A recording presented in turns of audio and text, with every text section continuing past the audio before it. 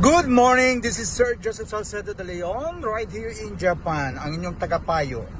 Ngayon naman gustong ipayo si Vice President Inday Duterte and Senator Hontiveros.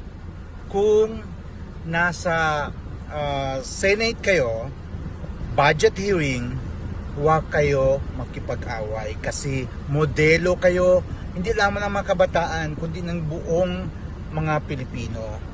So, pag-usapan nyo lang kung ano yung mga budget. Of course, saludo ako kay VP Sara Duterte sa magandang plano for the fiscal year 2025 para sa mga projects, para sa kabubuti ng ating bansa, lalong-lalo na yung mga mahihirap.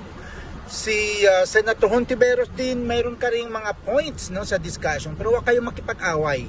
Ang mabuti pa, pagdating sa 2028, mag-tandem kayo dalawa. Si Inday Sara as President, Hontiveros as Vice President. Okay?